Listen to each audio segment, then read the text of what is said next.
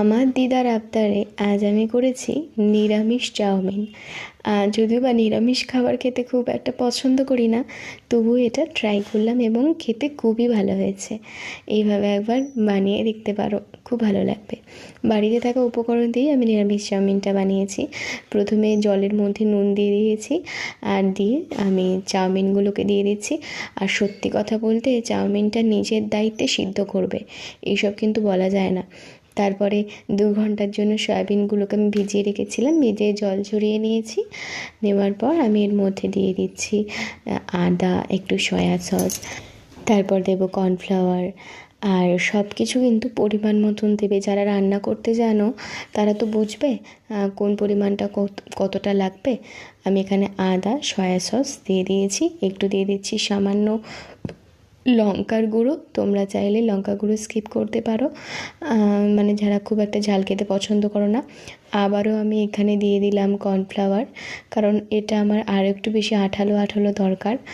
আর একটা কথা বলে রাখি, আমি ভিডিওতে যেটা দেখাতে ভুলে গেছি, আমি এখানে লবণ দিয়েছিলাম কিন্তু ভিডিওয়ে দেখাতে ভুলে গেছি, মানে ভিডিও অন হয়নি। এই যাই হোক, আমার দায়িত্বে আমার চাউমিন সিদ্ধ হয়ে গেছে। তোমরা তোমাদের দায়িত্বে সিদ্ধ করো।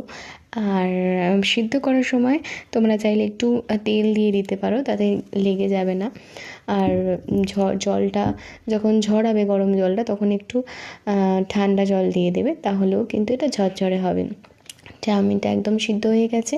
তারপর আমার ম্যারিনেট করা সয়াবিনগুলো আমি দিয়ে দেবো, দিয়ে আমি এটা ভেজে নেব। আবারও বলি, আমি কিন্তু মানে নুন দিয়েছি, নুন দেওয়ার ওই ভিডিওটা আমার করা হয়নি। একা হাতে সবটা সামলাই, তাই সব সময় ক্যামেরা অন আছে কি দেখাটা মানে সম্ভব হয়ে ওঠে না। যাই হোক, এটা ভাজা ভাজা হয়ে গেছে, অনেকটা পকোড়ার মতন। এই অবস্থাতেও কিন্তু এগুলো ভালো লাগে খেতে। তারপর আমি আমার বাড়িতে যা কিছু ছিল সেই সবজিটাই দিচ্ছি। টমেটো, ক্যাপসিকাম, গাজর সব কিছু আমি হালকা করে সিদ্ধ করে নেব, তো মানে ভেজে সিদ্ধ করব। দেখো সিদ্ধ হয়ে গেছে, তেল দিয়ে আমি ওটা করেছি। তারপর অল্প তেল দিয়ে আবারও চাউমিনটাকে দিয়ে দেব, দিয়ে একটু ভাজা ভাজা করে নেব। দিয়ে যেগুলো আমরা বানিয়েছিলাম, মানে যেগুলো ভেজেছিলাম সবজিগুলো, সেগুলো দিয়ে দেব। চাউমিন ভাজার সময় অল্প অল্প করে ভাজবে, তাতে হয়তো একটু সময় লাগবে, ভালো লাগবে। তারপর সয়াবিনটা দিয়ে ওপর থেকে আমি ভিনিগার এবং গোলমরিচ দিয়ে দিয়েছি, আর একটু সয়া সস দিয়ে দিয়েছি। এগুলো দিলে কিন্তু একদম মানে মানে চিকেন চাউমিনের মতন টেস্ট লাগবে। তারপর আমি একটু উপর থেকে পাস্তা মশলা দিলাম, মানে ভালো লাগার জন্য টেস্টটা।